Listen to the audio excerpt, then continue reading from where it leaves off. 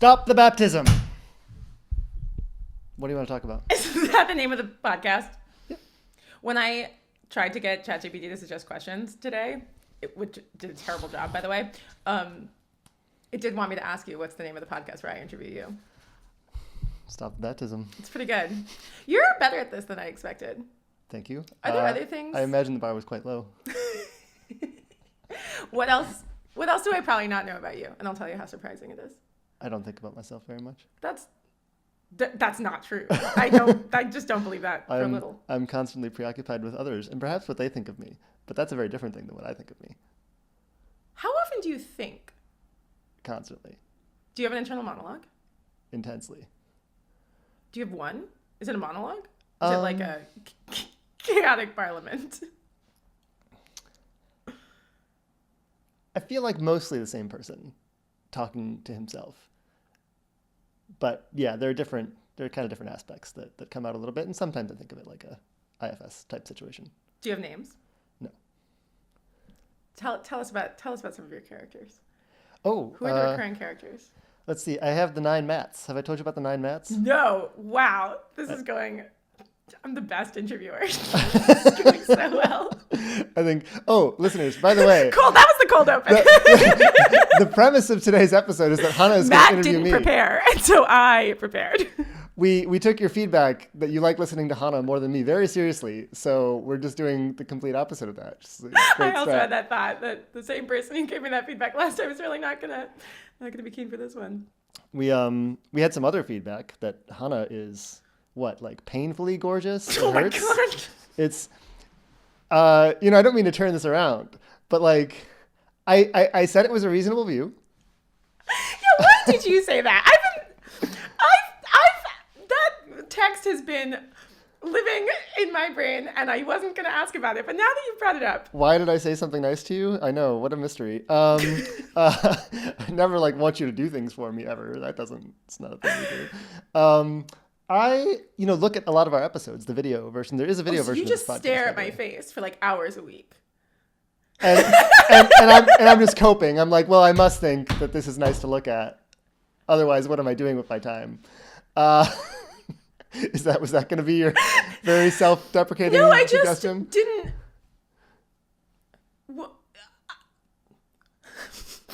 I was going to say when I think of you. I don't know how often I think of you, but when I think about your life, I think I hadn't parceled in. You stare at my face for an average, hour a week. Like an hour and a half, yeah. Yeah. Well, that's more than a lot of people. And I just think, the setting, right? Like you in your living room on Sunday morning, when you're in this kind of in your pajamas. My hair is never brushed. You're in this very socially, I think, dominant kind of position, right? You're like, oh, I'm going to throw a little Matt a bone. I'll go on his podcast, whatever. You're relaxed. You're interested. You're always interested, right? It's like there's something there. Well, it works for you. Well, that's very kind. I was particularly intrigued because you just didn't have to say, you could have just said, you sent me this text that a friend of yours sent you. Yeah. That was very, very, very flattering to me. And then I said, what? And then you could have said anything, right? You could have said yeah, haha, the people love you. Yeah. But you didn't. I thought that was interesting. Saying the people love you, at least in my mind, seems pretty similar to saying it's a reasonable view. It's like everyone thinks this, right? Does everyone? All right, we're getting so okay. You can email us at mattandhana@gmail.com. My skin. Speaking of my complicated relationship to attention, my skin is getting warm and I'm blushing, and we can move on. I found the note. Great. I found the note where I talk about the different mats, and I think there are 9 of them. 1, 2, 3, If that's 4, such a good look for me, what 5, are we doing here? 6, 7, 8. I even brushed my hair. What a disaster. Actually, confession. Do you know part of why I'm late? Why are you late? I spent more time on my appearance because I had that text in my head. Way to go. Friend of the show who complimented Chana. I was like, I guess I'll put a little more time into my makeup. Wait, the opposite. You should have done the... I know. I knew you were going to say that. Fair enough. All good. You do you. Whatever you want to do. I'm here for it. There are, I think 10 I count now. I maybe added 1. But it's true, right? The previous kind of bit has this feeling of what if you were just over for coffee on Sunday morning? And now it's what if you were here? In the lovely Lighthaven complex. studio. I don't know if the sign is there, but there's a sign that says Lighthaven. We're here in Berkeley. You can host a podcast at Lighthaven. It's very easy to manage. It only takes Matt an average of an hour to refigure out the same computer system every time we get here. Yeah, but that's me. Think about yourself, listeners. You could do way better. There was a conversation at the party last night about averages and reference classes, and like when you look at how dangerous like motorcycling is per mile, you should think about whether you're the kind of person who would like better than average or worse than average.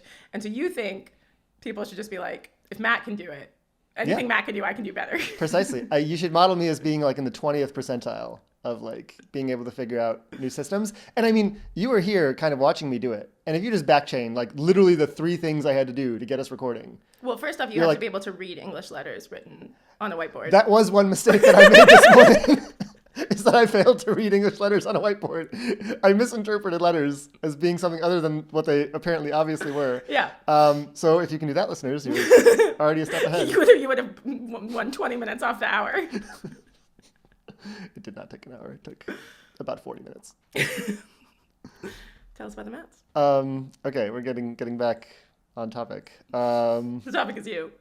Yeah, okay, well, we learned something already then. Good. Yeah, so I have this note about different mats.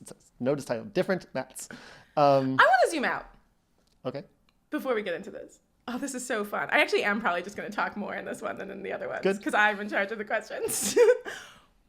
What causes you to put a note on your phone? What's the reference cost of notes on your phone? And you say you don't think about yourself, and you have a note on your phone about your internal nation state. I have about population. 100 notes on my phone. Yeah. And I do go out and cull them and delete the notes that I think are How not often important. do you write a note on your phone that's like of this style? That's sort of like a bit of a journal entry. Let's kind of skim here. Like, what does it tell us about you that you have this note on your phone? Was that what I'm trying to get at? Yeah, so mostly my notes are just like thoughts that occur to me that I'm like, this seems kind of interesting, kind of useful. I'm going to lose it if I don't write it down, so I write it down. And do you go back? So I have one, my like most populated note or whatever is called Thought Stream, appropriately enough. And that's mostly where like I have blog ideas, essentially things that I might write one day and most certainly won't. And do you go back to it? I do go back to it when I'm like, all right, I feel like that's like 80th percentile behavior. Wow, thank you. I feel like lots of people, well, I'm trying to get you out of this like self-deprecating shtick. Mm-hmm. It's not a compliment. Like lots of people write things down and absolutely never go back to them, right? Yeah, of course. It's just like completely lost to the ether. So going back at all is pretty good. Yeah. In my worst moments, right, I have several notes that are just like a woman's name. And it's like key things to remember from our conversations that we've had. So like, you know, I can be engaged. What? Sorry, because you're gonna forget what women tell you? Yes. Well, actually, I think because your memory is bad. I'm trying to save you here, or because you're not really listening to us when we talk. Well, obviously, I'm listening. I'm able to. I don't write the note in the moment. I think back like an hour or two later and be like, I was listening. I was engaged. What did we talk about? I'm probably not going to talk to this person for another 2 or 3 days at best. I could lose some useful threads. I'm going to preserve those threads and then study up before we talk again. You have a CRM. It's what's happening here. CRM, Apple Notes.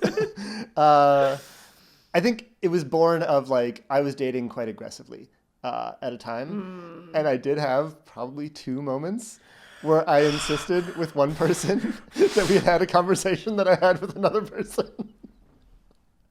And Incredible. Those are mistakes I'd prefer not to make again. The insisting is the part that sells it. You didn't make the mistake. You doubled down. I doubled down once. Yeah. Which is a thing that people do in quadruple conversation. down. They're just like, no, we had this conversation. Totally. We really did. Totally. It's a thing people Amazing. do. I don't think it's that amazing. How bad? How bad?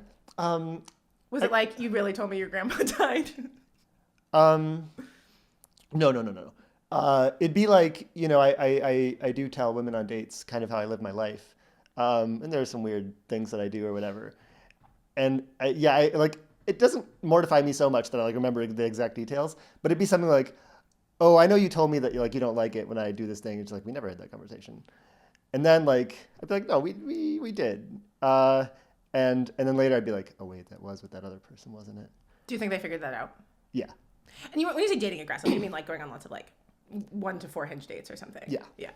So they're not like shocked and appalled that you were like going on other dates. It's like totally within bounds. Well, as we discussed just before we started recording, have historically not dated within the community. I think normal women want to feel special and not like they are date number 4 this week. Sorry, I think you fucked up. You obviously should make them feel special, but it's still like when they imagine like, oh wow, he's talking to other women. I imagine they're like, it's annoying that he's bad at this. It's annoying that he made it salient, but not, it's horrifying that he's doing it at all. But I don't think it goes to the level of horror, but it's like they're not happy. Yeah. And I'd rather they be happy. I'd rather everyone be happy. Certainly would work out better for you that way. What's the max number of women you've been dating at a time?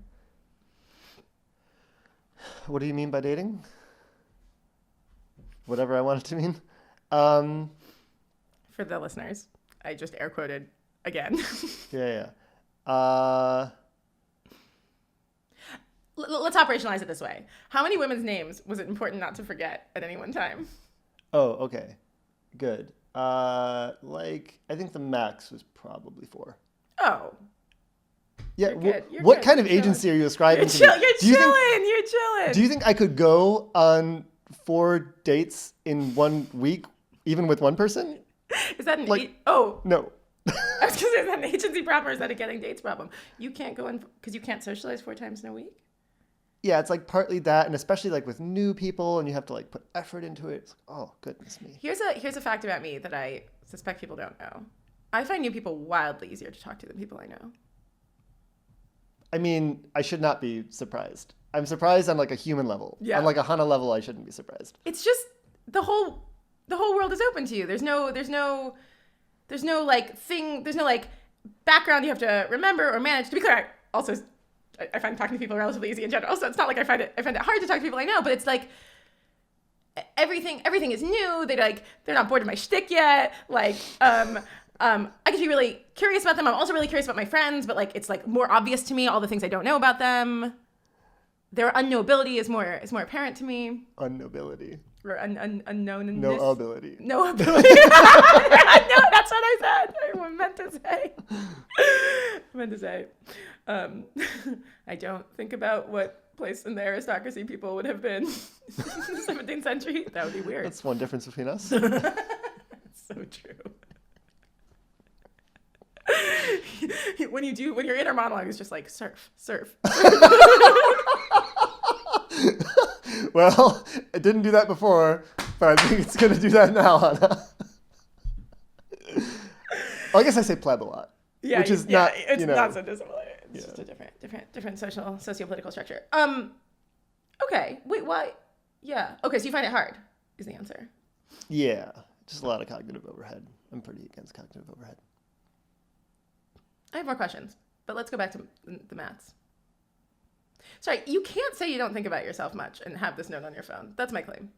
Okay. But anyway. You can claim that. Go ahead. Are you actively sending a text? No, I had to. That would be really funny. I had to re-find the note here. All right, so there are 10. I counted. A good decalogue. Never said anybody wrong. Here's something. I mean, I added them over time. Originally, there were probably 7. Whatever. The first mat is a mat that we don't explore very much on this podcast. I'm incredibly sentimental. I don't know if you know that. This is such a great lead-in because, as you know, I was thinking this could be sort of a bit of a like post-Thanksgiving themed episode, such that we could talk about family. Yeah. And I'm very interested in your family and your upbringing, and your relationship with your family. Oh, right. Last night we discussed this a little bit. Yeah. Where I was like, told you the frequency with which I speak to members of my immediate family. It was quite low. It's low. But despite everything being cordial. But it's totally increasing. Cool. It is increasing deliberately on my part because I do find them sort of easy to talk to. Genetics, something. But you describe them as very different from you. Nonetheless, there's like a... They are pretty different from me, but they're different from me in a familiar way. Yeah. And so it's an easy kind of river to navigate, as it were. Yeah. Is it also that I feel like one of the main things about me for talking to family is that I don't have to be like socially successful. Like it's not incumbent upon me to like make my sisters think I'm charming. Would I like my sisters to think I'm charming? Yes, I think they're amazing and I would like to impress them more than I'd like to admit. But it's not like required. They'll still hang out with me. Yeah. Is that part of what's going on? They're going to love you anyway. What's the age gap between you and your sisters? My oldest sister, Emily, is 7 years older than me. And then Katie is 4 years older than me. And Maggie is like 1 3/4 older than me, 2 years older than me. You can tell that I really care how close we are to my next sister. That goes all the way back to childhood. It's really, I'm 5.5, Mom. Energy. That was a discourse that I was engaged in for a long time. Because people emphasize how close you were? Just being a kid and caring about how old you are. Yeah, absolutely. And why did they stop with you? Why did they stop with me? They finally had a boy. A man to inherit the family name. Oh, yeah, are you the heir? Are you the heir apparent? I'm the heir apparent to a summer home in Sarasota, Florida. You have a summer home in Sarasota, Florida? Do you? No, well, I have a normal home in Florida. Oh. Sorry, I grew up in Miami. Yeah, my dad recently, 2018 or 19, bought this thing. Yeah. When's the party? You're bringing us all to Sarasota, Florida. I'm sorry if you're listening, Dad or Judy. Sorry, I did disinvite myself. Over. No, Hannah, you can go. Do you want to hang out, Mr. Reardon? We would have a great time. I'm not coming with. Oh, great. No problem. I find new people extremely easy to talk to. Yeah, I just find the, like... existence of Sarasota, Florida depressing? Yes. Yeah. Yes, on a deep, deep level. It's so true. It's so true. Okay, so your family practices male primogeniture. As a result, they stopped when they had you. Yeah, it's unclear to me. The Reardon clan was looking to your mother for the all-important issue. Yeah. It's actually totally unclear to me. I don't know. Because they're Catholic, right? Yeah. So they maybe one would have been up for 5, 6, 7, 8 children? I talked to my mom one time, and you heard it here first. Matt has ever talked to his mother about the topic or whatever. And yeah, I think there was like a mild implication that I may have been an accident too. Which like I don't take any offense to. Wait, sorry. This has happened. This is so much not my business. What? I guess I'm being naive. Catholics just do use birth control, even though they're not supposed to. What does accident mean? Yeah, especially like city Catholics from Chicago. City slickers. We're not in the fields of Ireland or whatever. I feel contractually obligated because of my relationship to the wonderful writer Leah Labresco to note that actually natural family planning, when done correctly, actually has like quite good outcomes in terms of preventing pregnancy when you don't want it to. In terms of like track your temperature, you track your cervical mucus, I don't know, other things that might be for pregnancy. Anyway, whatever. There's a number of things one can track that leads you to, if you only have sex in your non-fertile periods, to like with reasonably high, maybe very high reliability to only have children when you want to have children. There you go. So my mom actually told me a story about her mom. And this is like a story of generations and religion and whatever, where her mother, my maternal grandmother, went to the priest and begged him for permission to use birth control or maybe have a hysterectomy or like do this or that. God. Because my mom was one of 6. Oh my God, and she's the like, past oh goodness. is so depressing and sad. She's like, goodness, God. I have 6 kids. This is a lot. Oh my God, that makes me want to cry for your grandmother. Yeah. So your grandmother begged for permission. And my mom felt that she didn't need it. So she had number 4. She's like, good job. That's a lot. That's right. Sorry. That's obviously, no one should take Catholicism advice from me, but that's right. Take birth control when you want to. So yeah, I mean, I don't know if like they decided 4 was the limit and then they were done, or like they're like, whoa, 4? Okay, we got to start thinking about this problem. One or the other. Were you easier than your sisters? People say boys are easier. This is discourse. Over the course of my life, I would say it maybe averaged out, but I was much spikier than my sisters is what I would say. I think I was maybe a relatively easy baby. I like didn't cry much or whatever. You just like, internalized your feelings, started writing notes about the 10 baby Matts. Yeah. Started developing whatever neuroses you now have. Totally. But I think from like ages 11 to 18, I was a nightmare. I was like real bad. Can I guess how? Sure. Was it just like rebellious, but not in a cool way. Didn't want to listen to anyone. Really, really arrogant. Really confident. Arguing at the dinner table all the time. Deciding that homework was a social construct.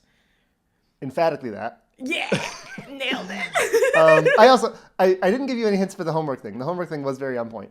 But I did give you some hints last night about me being quite disagreeable and confident and arrogant. Oh yeah, those are hints I needed.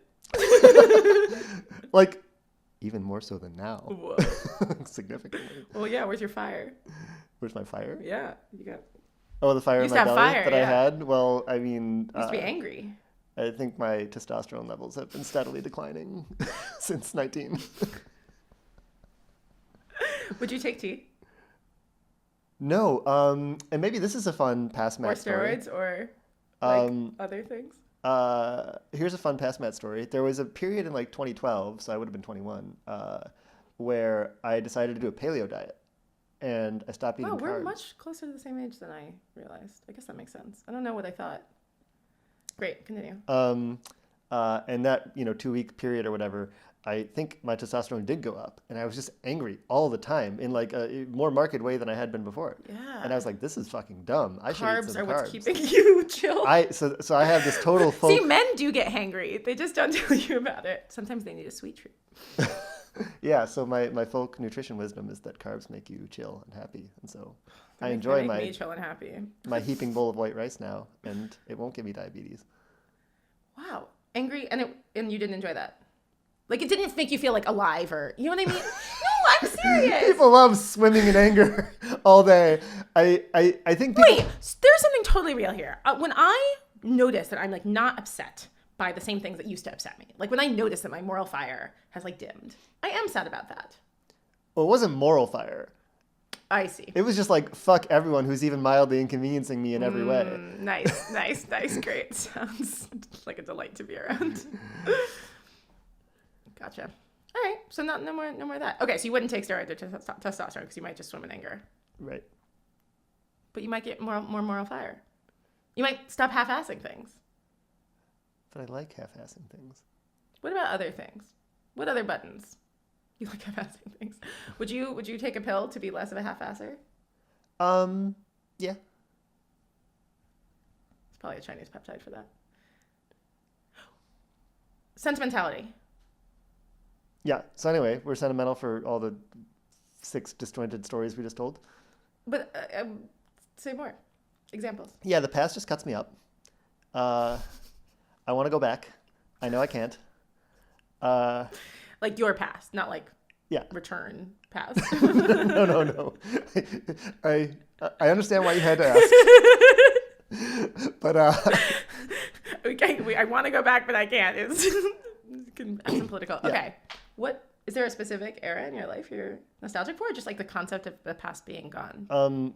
Several specific eras that would be good. High school. When you were angry and annoying. I mean, spiky, both in a macro level and a micro level. Like, and there were, I mean, it was just a very, when you're young, you're kind of always like Chana, right? You're just like, everything is new and interesting and kind of has some wonder imbued in it because you don't understand it. Yeah. And there's still just myriad things I don't understand, but I don't feel like they're mysterious in any way. And I feel like there's a big period of life that was like that. People say having kids is really good for this, right? Because you can like re-see it through their eyes. Yeah. And also, it's not just through their eyes. Like, kids just ask you questions, and you're like, oh, I don't know. Yeah. How the sink works, and I don't know why the sky is blue, and like, that is interesting. Like, one of my favorite things, I probably said this before, one of my favorite things rationalists do is like, they're kind of interested in how physical things work, and they're like willing to take them apart.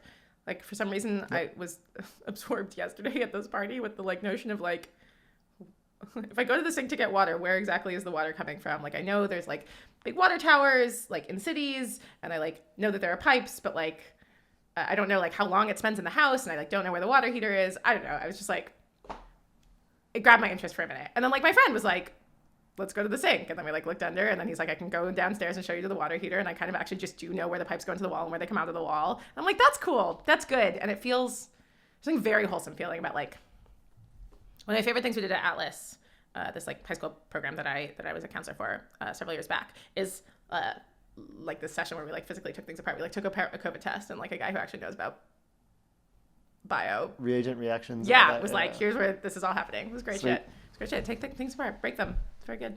Yeah, and if you went to the bathroom during our party last night, you would have seen that we have next to the faucet in the sink a little diagram that explains how the faucet works. This is one of the things about Event Horizon, your group house, that I like the most, which is cutouts. I actually did this in my London apartment because I liked it so much in the Event Horizon apartment, which is cutouts of the unbelievably good classic David Macaulay, the way things work. Appropriate to the how does the sink work? How does the toilet work next to the appropriate places? It's very good. Yeah, so some of the wonder of youth, and then just like, just places. You know, I've only had. Here's a fun Matt fact. I think if I stay at Event Horizon for another 4 months, that will count as like my 6th address in life. Not so many. Yeah, and in fact, in 2018, I was only on 2. At 27 years old. Because you lived at home and then you went to college. Yes. Well, I went to law school. College was closer to my house than my high school. Where did you go to undergrad? Northeastern Illinois University. Wow.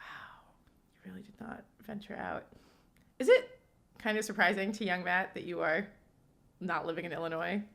Yes. Kind of seems like you were destined to just like never leave the state. Yeah, that is how I modeled myself for most of my life. Yeah. Yeah, real homebody. And my sisters are all quite close to where we grew up. Do they see each other? Do they see each other? Yeah. They're closer than I am. Are they close to each other? With them. Relatively speaking. Do they all have kids? Not super warm and fuzzy. My 2 older sisters do. Do the cousins hang out? Closest to me. They're pretty young. So Emily, my oldest, has 2 kids. Maeve and Finn.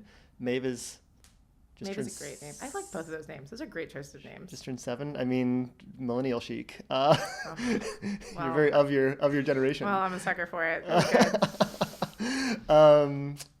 Yeah, so they're 7 and 5.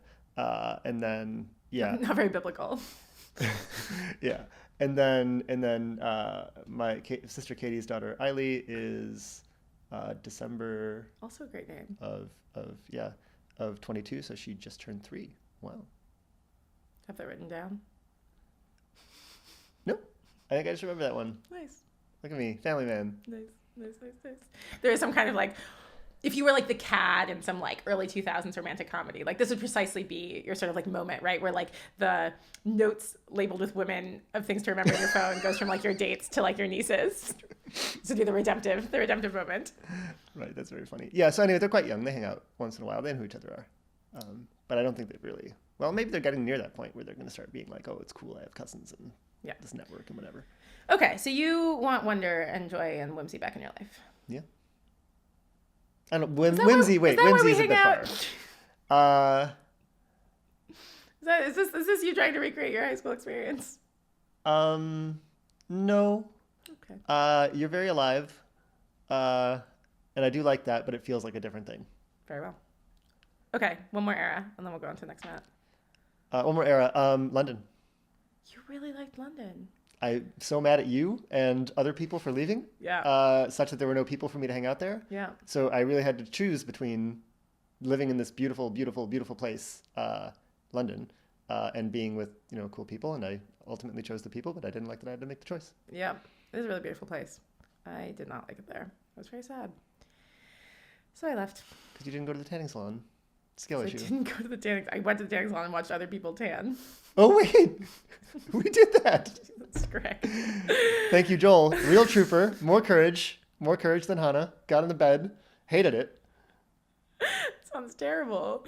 I looked up whether there was too much UV radiation for me doing gel nail polish. I'm not about the tanning salons. What, do you have a family history of melanoma? Yes. Oh dear. My grandmother has 9 toes. Well, what do you need? I'm just doing fine, but indeed, you do have a family history of melanoma. Thanks for asking. Also, I grew up in Miami, so there was sort of there was an important. Oh, how do I say this without sounding like a total jerk? I guess I just kind of was a jerk. Right, there was a sense of I'm better than those people, right? Miami's just full of tanners and bleach and extensions and plastic surgery and specifically you go to the tanning salon, you put a little thing on your hip.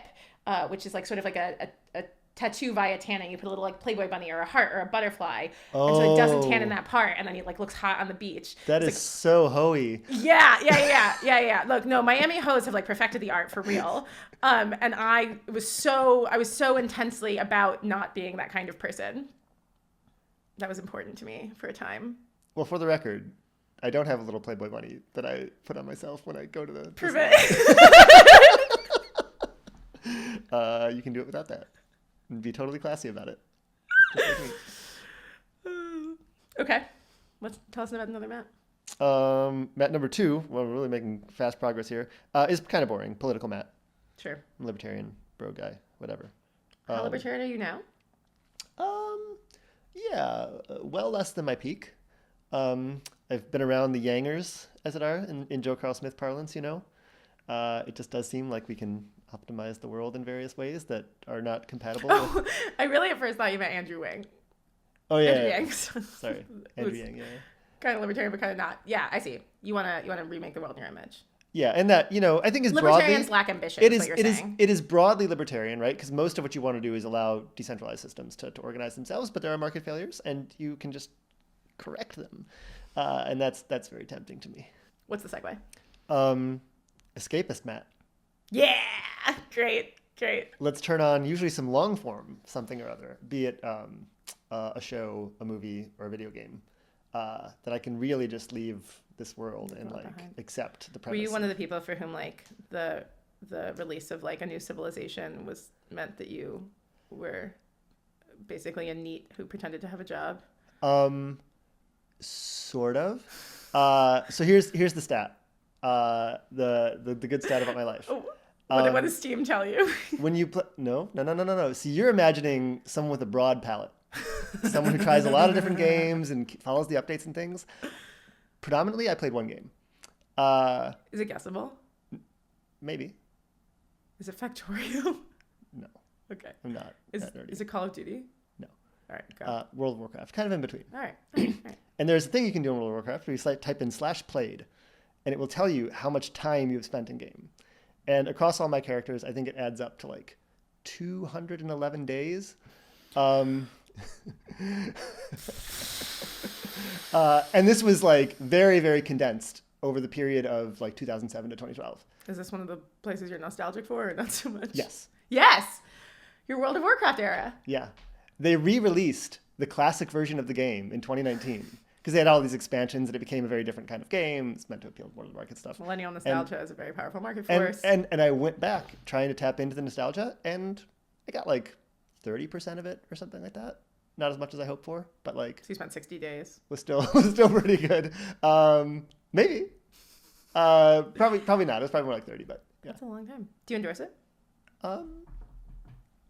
Loosely. In the sense that I just like, I don't want to like over-optimize my life and I want to be kind of chill. And it was a good time. As the clock hand turned. Yeah. I was pretty immersed, which is the escapism. Wow. I was off in my world doing my thing. What's the thing you do that's most immersive that's not on the screen? Like, what's the most escapist thing you do that's not on the screen? Oh, this is a great segue to Chana. I'm fucking killing this. Chana's gonna solve my problems in life because I've come here to this hellscape of Berkeley, California. East Bay, California, and there's nowhere for me. Oh yeah. To go by myself with my soccer balls and kick at a full-size soccer goal for 2 hours at a time. Which is a thing that cities mostly do have. Well, we had it in Chicago. Have this? I never tried in London. It was too beautiful. You were too enamored of the... Honestly, kind of. But yeah, in Chicago and in Maryland, there were like just a field that I could go to that was often empty, and I could walk up. It's like just like a random like owned by the Parks and Rec department. It's like a local school. It's like Parks and Rec. Yeah, okay. Yeah. And there is a public soccer field where they have like 8 goals, and it's all great, pretty close to us. But it is like under lock and key and like reservation only, even though it's owned by the public or whatever. Is that just because otherwise it will become a homeless encampment? Yeah, that would be my guess. Yeah. Bay Area's got problems. I'm just gonna indulge in feeling sad about that on like every level, right? It's like sad that so many people don't have a place to be that they would like go because there's a nice field and they would like rush it, and it's sad that you can't play soccer because that's the case. Anyway, I'm just going to be sad about that for a Can't second. have nice things. Did you say the will to have nice things? Back to political, Matt. Yeah, sorry. Is this stronger for you than your libertarianism? The will to have nice things? Is that like beat out libertarianism? Probably. Nice. And that could explain what's going on. Nice. Yeah. So, Okay. Back to the drawing board. Options include, have you emailed the Parks and Recreation Department of Berkeley? I really should. I think you can rent out these fields for $70 an hour. So what I would need to do is get some kind of community effort to say like, hey, we can have a community day if everyone chips in. What if it's the Rationalist soccer field? $7. Yeah, me and one other person who likes sports around here will totally have a great time. You know, people really like sports around here. They're just like, they're kind of like slightly more like effete millennial sports. Like people really like pickleball. It's so fun. It's so fun. Don't knock it. It's actually so fun. Just for audio listeners, I gagged. I'm trying to. Gagged. I think they could hear you. I'm also. Wow, I sound like such a wasp. I'm trying to get people into squash. Squash is so fun. It's so bougie that it comes back around and I like it again. Great. Yeah, it's funny that you're an elitist but not that bougie. Yeah. That's kind of interesting. It's an interesting combo. Yeah. I like squash. I played a lot of racquetball growing up. You want to hear about my? I'm gonna list my. Do you want to know about my bougie upbringing? Here are the sports that I have played in order. Let's go. Tennis. With a coach. Yeah. Oh God. Like a private coach once a week, of course. and then twice at the club every week. Volleyball. Fine. This one might be more surprising. I was really into Taekwondo. I was a brown belt in high school. Whatever, just dorky. Yeah, but more dorky than whatever. You obviously became a dork at some point. That's right. No, I was a dork the whole time. I had for a year. I did what? This is very predictable. Go bougie. Skiing? No, I did that. I snowboarded every year of my life. Oh, because you have to be kind of a lefty bouge. Yeah. Yeah. Oh, right. That's the snowboarding. A little out there. We don't do it the super trad way. I used to snowboard a lot, and now I've gotten back into it. It's so fun. Anyway, not the point. But yes, I do have a full set of gear for that. Did you play 1080 on Nintendo 64? What? It's a snowboarding video game. No, I do the real thing in the snow. Well, us plebs had to settle for Nintendo 64. This is a gender thing and not a class thing, but whatever. No, obviously I was a horse girl. Oh, Come goodness on, Matt. me. Obviously I read horses for a year. Yeah. Horses are trains for autistic girls, right? I thought they were like weird male stand-ins for girls in the prime of their sexual awakening. It's like Catherine the Great stuff. Did she sleep with her horse? So it's alleged. Well, just like this is a classic take, which is like girls and their horses have a very like, he's so wild, no one can tame him. Wait, I'm the only one who understands it. It has just like these tropes like start to finish. Wait, that's deep. There's literally a book called The Horse Whisperer, which was extremely, extremely well known among the world, but also specifically among the horse girls. It's a great book. And then I got kind of normal adult and started, I do fewer sports now, and I do more, I go to the gym and I swim and stuff. Gym. You saw my post in the group chat, in the gym chat? Hannah and I are in a group chat where people post about their, what's the word I'm looking for? Workouts? Their lifts? Their accolades, their escapades, their adventures in the gym, the things they accomplish. No, those are all not the right words. There's a word that sounds like one of those words that I was looking for. Possibly. But sorry, people just they just log their lifts. Their gym stats. Even if they're not exciting. Gym stats go out there, even if they're not exciting, yeah. But sometimes they are exciting. Like Hannah setting new personal best deadlift record, 165 pounds? No, just 160 pounds. Getting very close. That's great. And there's so many skinny boys around here that now I can just fucking deadlift. Whoa, okay, this is getting into... That's not weird. I like to squat my friends at parties. It's one of my shticks. Especially the skinny boys. Well, they're much easier. Who happen to be exactly the type of person Hannah's attracted to. Look, skinny boys. Look, you can all look at my fiance and look at what he looks like. That's very cute. Very anyway. Cool. Now he can be deadlifted. It's very important. We don't have to talk about his weight, but I could have deadlifted him before. Also, I don't know if he wants me to say this. There's a thing, this won't shock you. I have weird, affectionate moves. Like I'm like, what if I don't know. Anyway, my new one is that I just like to pick him up. Nice. Just when we're about. I'm just like, what if I put my arms around you and then you were in the air? That would be fun for me. No, I'm very into it. Makes sense to me. Yeah, great. So anyway, there's a romantic Matt. Relevant to these things. Who's all fucked up. Yeah, I was just gonna say. Yeah, great. I actually was hoping to talk about your dating life. I mean, we sort of already did gesture at it various times. Yeah. I think the rom-coms just kind of got me when I was very young, like 7. Did you actually watch a rom-com when you were 7, or like the memes trickled down? Hannah, I have 3 older sisters. Yeah, that's right. Fuck. What do you think was on in the living room? Incredible.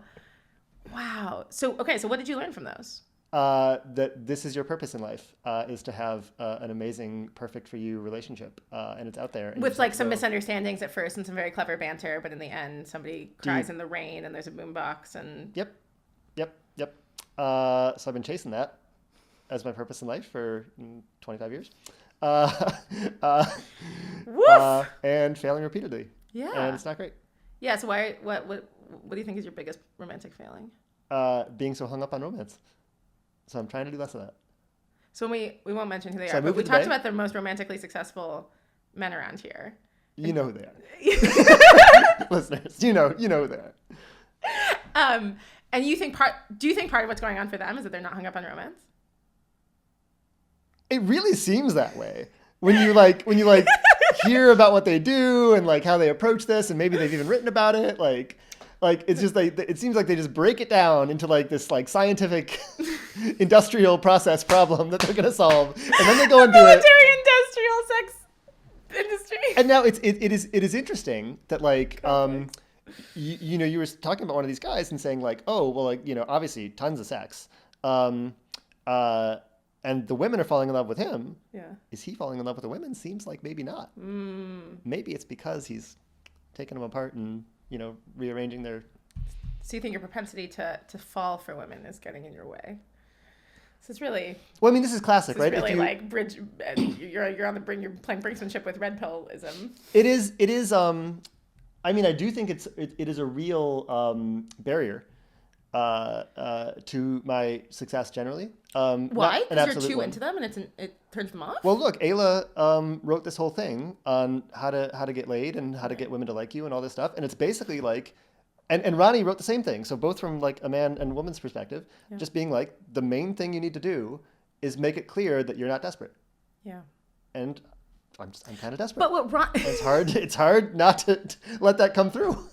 Yeah, I do think unfortunately you have to kind of become not desperate to come off as not desperate. But I think importantly, and Ronnie talks about this in his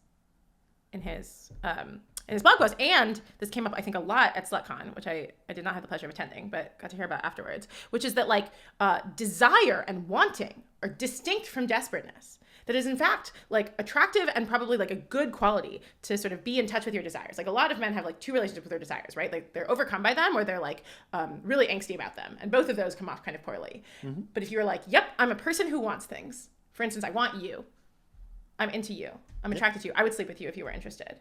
I feel like I have many male friends who like kind of just successfully express it, sometimes literally in those words, to the women that they are interested in. Yep. But without desperation. So it's not a lack of desire that you need to achieve. That's all. It's a lack of desperation, yeah. It's a lack of desperation. Yeah, and anyway, but you are desperate. So the rom-coms infected my brain when I was like 7 years old, and that has created desperation. Well, then I'm doing a fine job now. Like, I'm just like not spending time on apps. I moved to the Bay, famously, no women here. Desired hobby, play soccer alone on Sunday mornings. Fuck yes. Emphatically. That's my new life. And yeah, I think mostly just get over it. Get over what? Preoccupation with women. And this is in order to find a woman, or you've given up?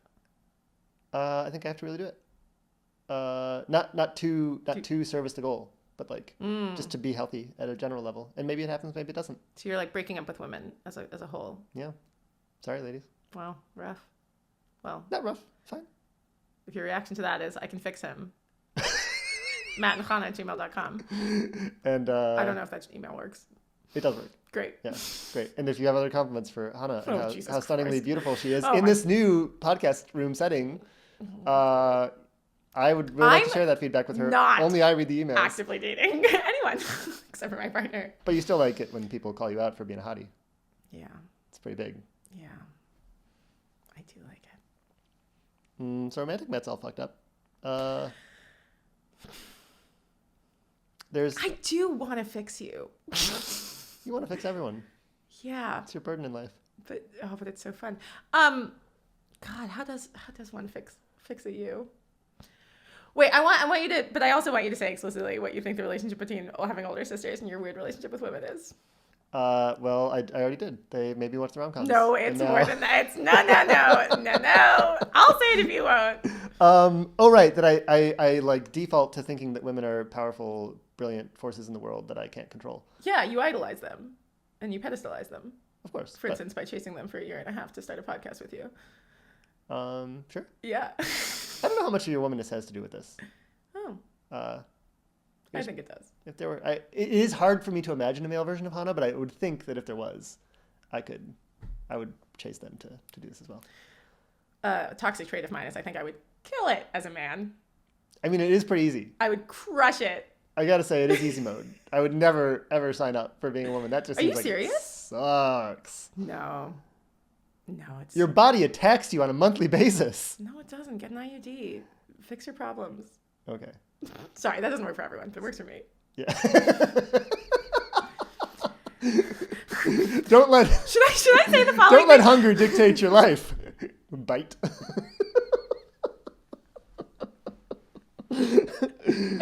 What's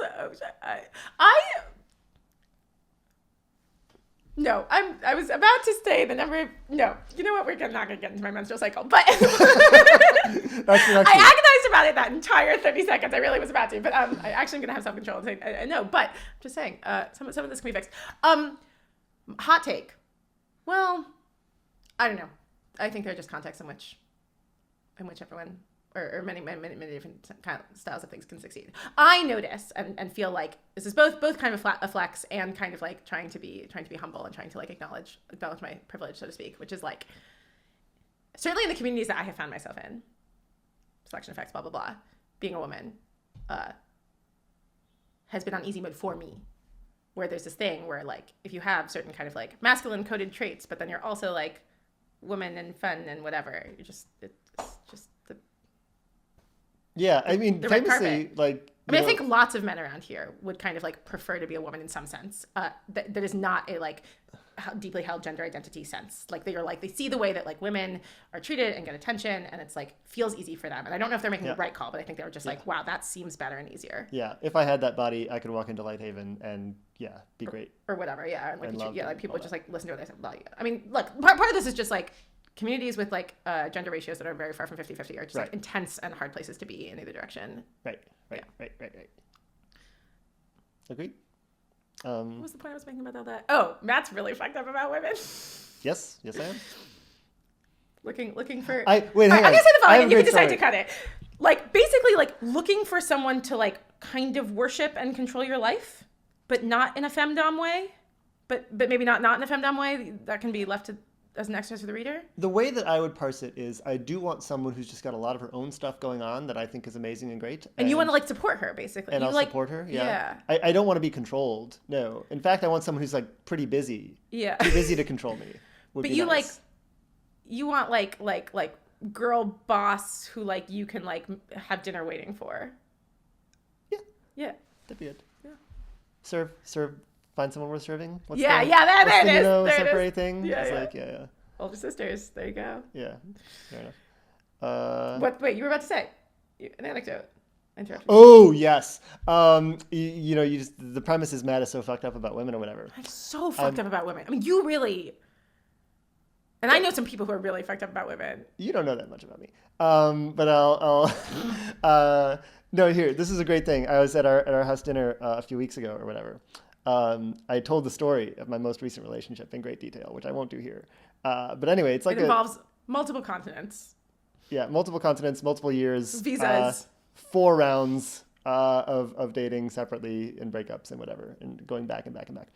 It's a quick synopsis.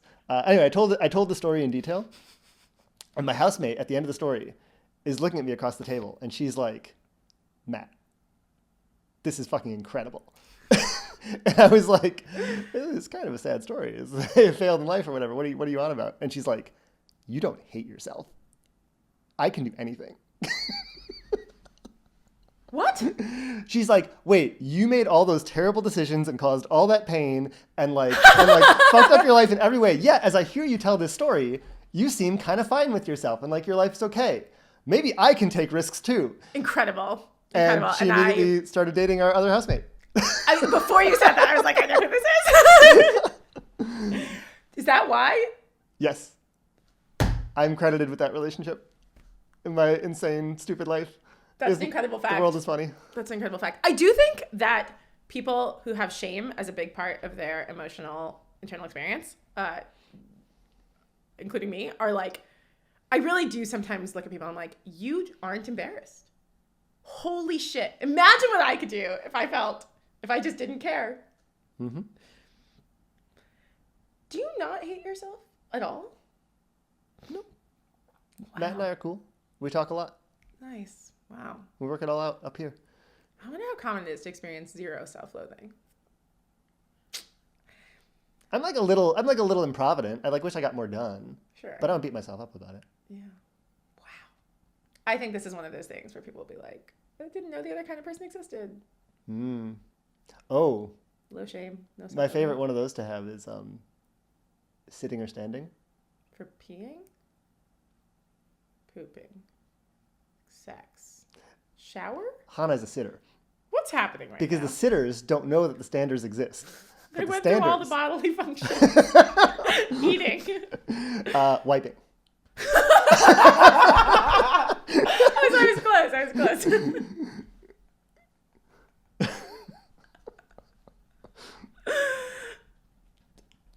No comment. Sitter.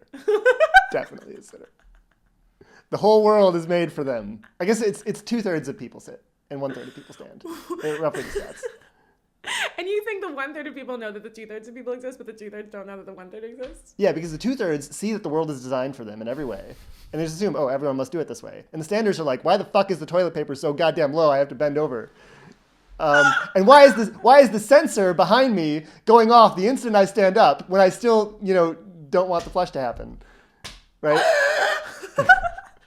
It's a very important social issue, Anna. Yeah, I was just going to say, I didn't know there were more things to be aggrieved about, but now I'm learning. Aggrievement all the way down. Yep. or up, as the case may be. All right, so that's standing, Matt. This is important.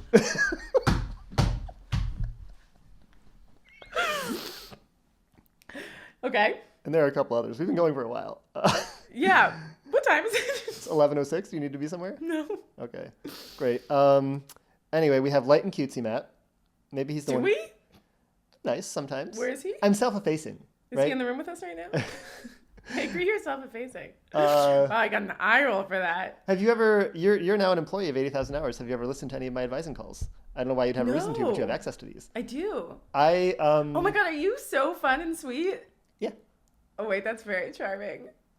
People are like very taken aback by like the different face that I put on. It feels like me. So this is, I think, actually one of your, I don't know if you use this, but this seems to me like one of your great romantic or social sort of weapons that you can use, which is like you have a very strong kind of vibe of like being the kind of person you are, like a little grumpy, a little like trad, a little elitist, a little this, a little that. And then you have these other sides. And like, I think it's a very attractive quality of like, surprise, I'm sentimental. Surprise, I'm romantic. Surprise, I'm light and cutesy. Yeah, light and cutesy might be the wrong term. Sure. Warm? It's like gentle and self-effacing. Gentle. It's That's like, what it is. It's like, well, look, I don't know anything about these things. There are many different views, and like maybe it's this, but like oftentimes, like for example, I was talking to my sister yesterday on the phone. I was telling you about this, and I was like describing the rationalist community to her, and it was not a chest pounding exercise in pride or anything like that. It was very much like, hey, like we're some people, we get some value from this. This is like how we do it, and it's okay. And just I don't know, a lot of the people who I like talking to, I think they have a lot. They like just ooze humility. in what they do. And I think when I'm talking to someone new or someone who's unfamiliar with me and my deal, I often just, I go into that mode and I like it. That's really very sweet. I think I don't know if you know how powerful of a move this might be for like friends and potential romantic partners, but I suspect it would be very, very powerful. Yeah, I actually learned it from a partner at my law firm. It's not the type you'd assume. But yeah, he was just very, like, he was so into the art of persuasion. And like, I think he had a deep understanding of the world and was just like, look, I know that people don't know stuff. And I know that I only recently just like learned various things about, this case or whatever. And so like, I approach it very delicately and like, I make it feel easy to navigate the options. Like they're not like being compressed into this like social dominance game or whatever. Oh, I like that so much. Yeah. One thing that's just like stuck with me ever since someone said it, I think like on a Discord server, was like, are you the kind of person around whom people are more than they usually are or less than they usually are? Like, do they open for you or do they close? Yeah. Yeah. And that really sits with me. Yeah. Unfortunately, Work Matt, who might be on here, is the curmudgeon who you're more familiar with and all your colleagues will talk about or whatever. And I think that Matt is very much like, well, I'm in the opposite situation to Light and Cutesy Matt. Like, this is my tribe, these are my people, we understand each other, and we're here to like they don't need space to maneuver. Yeah. We have the space. Now we need to like narrow down, make the right decision. down and make the right call. Yeah. There's like a babble prune, the edit right, that sort of the ongoing dialectic. Yeah. Should you bring more of your Light and Cutesy to? Of course. All right. It's hard to do, like just on an emotional level, because all of the Matts are authentic. Yeah. And it depends on the context that I'm in. Yeah. I'm not like, I can't just like switch gears. It's like, this is just where I'm at. Yeah. Just where I'm at. In a given context. Where I'm at. Sorry, I'm trying to make a pun. That's good. Okay. Yeah. Where I'm at. Yeah, one of my favorite things a friend of mine said, Robbie Bensinger, at some point, like one of the things that he really conveys in like what looked to me like totally unproductive Facebook arguments with people is something like epistemics is hard. It's actually just hard to know things. It's hard to figure things out. It's like not trivial and not easy, and it takes a lot of work and time, and like most of us haven't even put in the work and time. Mm-hmm. But even if you have, you can be sympathetic to how hard it might be if somebody hasn't like put in the same time for the specific topic you're talking about. And there's a root for humility there. Yeah. So I think I made a quick allusion to Soldier Matt. Who you can approximate as kind of Work Matt. I think I don't have a Work Matt here. I'm a little surprised. Might be some combination of Soldier Matt and EA Matt. EA Matt is down here. There's Rationalist Matt too, who I think doesn't show up very often. Sorry, Rationalist. There's Bro Matt, of course. Wait, Soldier Matt is like, I believe in what I believe in. You're wrong. It's a lot of the trad stuff is in there. Oh. Said, work is noble, be intensely pragmatic, sacrifice, be serious. I think I should add grumpy, something like that. Just like... Is there an archetype for any of these? Like, is there a person who you think is, like, who the soldier is trying to be? Like, is it Tom Cruise in Mission Impossible? Is it, like, General Groves in the Creating the Manhattan Project? Like what is it? That's great. I mean, Soldier Matt here is mostly an allusion to soldier mindset and scout mindset. That's what I thought. But then the trad stuff surprised me. Yeah. I don't know. I think there were just a lot of characters, again, in like movies and TV shows when I was a kid. Often the villains. Yeah. Who just They're so much more pragmatic. They get you done. They're so much more agentic. And yeah, they belie like some kind of sophistication and like self-control and like dignity and like nobility and like high statusness that like appeals to some aesthetic part of me, something like that. Yeah. We're gonna speed run these other ones. Great. There's Bro Matt, of course. Which is Gym Matt. Yeah, gym and sports. Gym and sports. Also like Norm Macdonald humor. It's just I only know a little, but you should really take like an hour and a half on YouTube and just find what you can find. Right. It's really good. It's all just like slapstick, lowbrow. Some of it is somewhat clever. But yeah, just who watches trashy comedies from the 2000s, right? It's just like that kind of vibe. Do you watch trashy TV now? No. Like, you don't watch reality shows? You don't watch Fuckboy Island? Yeah, never reality shows. Those are very female coded. Not around here. Oh, interesting. Yeah, what would be trashy TV that I watch that's not just like sports? Um, I don't know. I only know the female coded ones because of the ones I watched. Yeah, I mean, things like Star Wars feel Trashy? just a bit lowbrow. Like superhero movies are too lowbrow for me. I can't watch any Marvel stuff. That's just like ugh. Star Wars is just above the cut most of the time.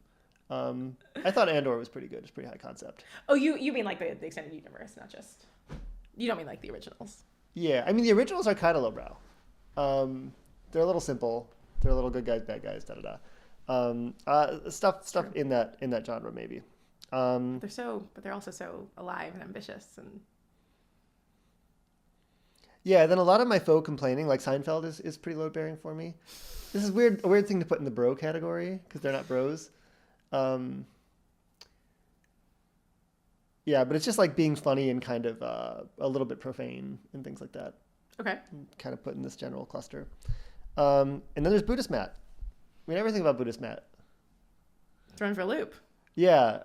This is just my. I've been meditating every day. Wow. Do you like to meditate? No. Every day? Oh. What happened to Buddhist Matt? It's not in the room. It's the wrong context. I see. Yeah, I think this is my like rationalists would call it cope or whatever. Rationalists really don't like Buddhism in the sense that like in a certain sense, right? In the sense that like The non-attachment? The like the destroy your ego, like your personality doesn't matter. And like I don't care. Like I'm pretty chill about dying. Do you know the wooier side of the rationalist community? I feel like you maybe don't. Are these the post rats? No. Or like... The post rats are part of them, but there's still some that hang around more or whatever. Like the post rat is the like specifically like 2020 Twitter coded like offshoot the angriest, most opinionated versions of those or something. But like there's just a very long strain of wooiness in rationality. With like lots of like, well, n equals 1, like we should do chakras and body work and some real like non-coercion elements and some real like rationality shouldn't have any elements of like forcing your mind in a certain direction. You should like give it expansiveness and space and whatever. Yeah. And I often feel this. Sorry, I'm not trying to denigrate all that stuff. It was really some of that stuff I really like, but there's like there was a whole chakra era of CFAR. Yeah, at the solstice or whatever, people are pretty hung up on living forever and not dying, like Right. death of the ego, super bad, freeze yourself, all that business. Yeah. Just like you guys are too attached. That's Buddhist Matt. This is a half-assing Matt. Yeah, no, and this is exactly the rationalist objection, is that this sounds very half-assing. It's like you do in fact prefer to live, and I do prefer to live. Yeah. I just like regard myself as holding it like pretty lightly. Like there's lots of other stuff that seems like it matters than just me like going on. So yeah, it sounds like super cope, but it's there. Where did this come from? Yeah, in 2009, 2008, something like that, I watched a bunch of Alan Watts videos on YouTube, as I think everyone goes through that phase. You really... I don't know if I've met somebody else who admits, at least, to being as susceptible to media as you have described yourself in the last hour. Well, it's what happened. I was raised on the TV and then the internet a little bit in my late teens when it was like becoming relevant. Yeah. So it happened. I'm okay with it. Spent a lot of time there. That's real. Okay. I think we should wrap soon. So maybe what I'll ask. Yeah, go ahead. I think we got through basically all the mats. Then there's just EA and rationalist mat. Which How do they differ? Super. Yeah, I think my version of EA that I've expressed through like the EA Holy Book stuff is very sappy. It's very much like I like sacrifice, which is not strictly impact, right? No, it's like made that very clear. The giving of the self for others, and stuff like that means I like the idea of getting the impact exactly right, much more than I like getting impact exactly right. Exactly. Yeah. So I mean, the rationalist mat is like solve problems, get things right, understand the world. I think this is basically how I feel about a lot of like Yang-like laws that are intended to make people's lives better, sort of against their will. Where like I think I like the idea of them just because I want people's lives to be better, and I like hope that we have the kind of wisdom and knowledge to do that right. And then in practice, I'm just often like, would I want to be controlled in that way? Like, not really. Yeah. And then EA Mat is just like cares a lot about the actual experience of people, which is like can be a goal of like EA Mat. Yeah. Yeah. And like wants people to feel like cared for and right, and wants to sacrifice for them and make them feel like they are worth being sacrificed for. And You mean this is the world, or you mean in the EA community? in the world? Okay. Yeah. And yeah, it just feels very different than a kind of figure it out mentality. Yeah. So I'd make them two separate mats. And the rationalist mat is? Yeah, just yeah, it's like, interestingly, my kind of Buddhist objection to rationalism is like, you guys are too hung up on like your values and living and life and stuff like that. Rationalism is just like, figure it out. Right. Give me a problem, I'll solve it. Yeah. I'm not going to be picky about which problems, unless you like give me some meta problem, then I'll solve that. Like, fine. But it's like very cold and kind of calculating. Yeah. Yeah. Okay. And I don't know. What's the 11th mat? What's the Tao? What's the you know what I mean? The unnamed. The person of no rank. Yeah. Yeah. On Sincerity by Joe Smith, guys. It's a load-bearing essay for my life. The Tomb of the Unnamed Mat. Yeah. Figuring it out? I think the whole thing about being unnamed is like that there's nothing to figure out there. It's just like these things. Not my best interview question. They reach some consensus, and I do what I do and I am what I am, and like, hi. Are you happy? Yeah. Out of 10? 8. It's pretty good. Yeah, life's good. I'm happy most of the time. Are you trusting? Ooh. Yeah, I think I'm pretty trusting. Yeah, I'm quite trusting. Are you trustworthy? Nope. Because you lie, or because you don't hold commitments? No, definitely because I can't lie. But I also can't hold commitments. So, take the good with the bad. Including dating commitments? Oh, and what does that mean? Well, are you scared of commitment? Behaviorally, yes. Indeed. I like to, my self-narrative is not that. It's like, oh, the right person will person worth serving. Who clearly doesn't exist, and is just a figment of my imagination. I like to think that I could hold commitments for that totally fictional entity, but in practice, Should you just be looking for someone with a lot of main character energy? Is that the selection criteria you should be using? Which isn't the same as being a boss. It's someone who really considers themselves the protagonist of their own life. Because you want to be. Because have you read all the stuff on sidekickness? Oh yeah, on being Samwise. This is you. Absolutely. I've thought of myself as a beta. So those people have successfully found their captains. Yeah, interesting. Right. Usually in a work context. Yeah. They're I want to find somebody who is doing a project I think is really cool. Yeah. But I don't want to strategize about it. I want to serve. I've actually thought of myself this way since I was a child. Yeah. So I feel like you should ask them for advice or something. The same way that they found their boss, you should find your girlfriend. Okay, great. Tell me who they are. Miranda Dixon Lindenberg famously wrote the On Being Sandwise. Okay. Cool. Or on Being a Sidekick News to me. Energy. Your ex-manager Michelle Hutchinson, I think, often orients this way. Just telling you. Okay. You find your people who you want to. Maybe I don't know if George Rosenfeld thinks of himself this way, but he is just a sort of spectacular chief of staff. Yeah. How he is a good person to follow. IMO. No comment. I don't know how that. He does. Very early on in that relationship, he turned me on to the female red pill subreddit, which is a very interesting and also often very sad and dark place, but fascinating. And they call their partners captain because they are the first mate, and sometimes I call it that, and it makes them really uncomfortable. Nice. I love it. I'm here for it. But yeah, I think there's a skill here, finding this person. Cool. Should you be going on dates with founders? I think yes. Tech founders, yes. Girl tech founder. Come on. What is this reaction? They want to change the world. They're busy. They're mean. Are they? I don't really know these people. All right, that's the amount of fixing your life I'm gonna do. You have my advice. Appreciated. Number one adjective to describe myself. Somehow we didn't touch on it really, but maybe it came through in every answer that I gave, in every way that I've interacted with the questions. Is? This is take a guess. Deferential. Close. Inhibited.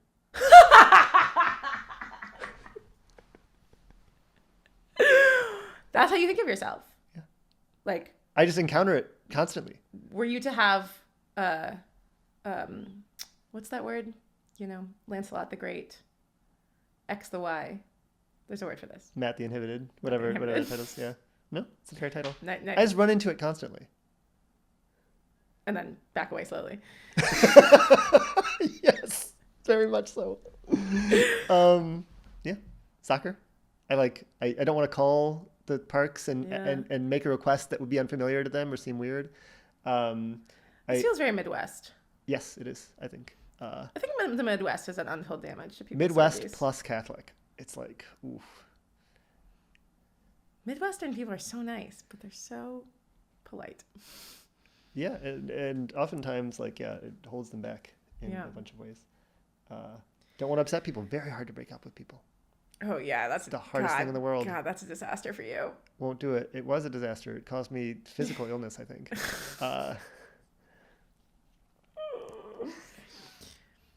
I like that we've warned all women who watch the show, all 12 of them. Hey, guys. At least you know, and you can tell your friends this. I think it's important. I think the best dating doc is just being yourself out loud in public. Oh, I'm also surprised that you haven't reviewed my dating doc at any point, I don't think. Have you sent it to me? Probably not. No. Wait, you did, right? Because there was stop. Didn't maybe. I set you up with somebody? No. Well, maybe this is another guy I'm trying to fix. 2 peas in a pod, me and Messinger. Look at this. This is great. No, wait, is that true? No, wait, stop. Am I completely remembering a different story? Wasn't there someone and you were like, I don't know if I should because there was some complicated reason, and then you're like, I'm going for it anyway? No. Are you sure? I'm quite confident. We can cut it if you want to tell me who you're thinking of. No, I don't even remember who it was. I only remember the interaction with you. That's so funny. I actually have strong opinions about this. Uh-huh. I don't review dating docs anymore. I love to read them. Yeah. I feel very, very uninterested in giving advice on them for the following reasons. One is I just have no idea if I am making them better for a couple sub reasons. One is just I'm in a reference class, but I don't know how representative I am of this reference class. I know what would make it more appealing to me. I don't really feel like I have a great model of exactly who these people are trying to attract and whether they would be at all similar to me. Two, I just worry. I think it's valuable to work on your dating doc. I don't think you should make them bad, but there is some line between doing a good job and optimizing where you fuck it up because you precisely the kind of dating doc you write precisely conveys the kind of person you are, and if you do it by committee, you will sort of fail to convey absolutely the vibe. Yep. And I worry about ruining that. And then three, I have an unbelievably bad track record of helping people with their Hinge profiles. There you go. Number 2 just resonates with me completely. I wouldn't even want feedback. It was just for your own amusement. Oh, I definitely want to read it. Yeah. Okay. Unequivocally. Cool. I could write it. Well, based on this interview, perhaps you could. It's also private and not out there because I'm trying not to date. Because you're inhibited. Well, writing a dating doc and not sending it out is no. I wrote this. This is peak inhibited rationalist. Obviously, the only reasonable thing to do is write a dating doc, but God forbid I should send it to anyone. Okay, that's a very fun story. But I wrote this 2 years ago. I did make use of it for a long period of time. Fine. Am I allowed to send it to people or no? Because you're trying not to date. Are you hoping this is kind of reverse psychology work on women? Is that the secret hope? You're I'm breaking up with women, and the woman's well, not me. It's more like reverse psychology on me. Yeah. That's how I model it. So I don't know. You can do whatever you want. Great. I'll probably say no. You should send it to me. I'm very inhibited. Great. Great.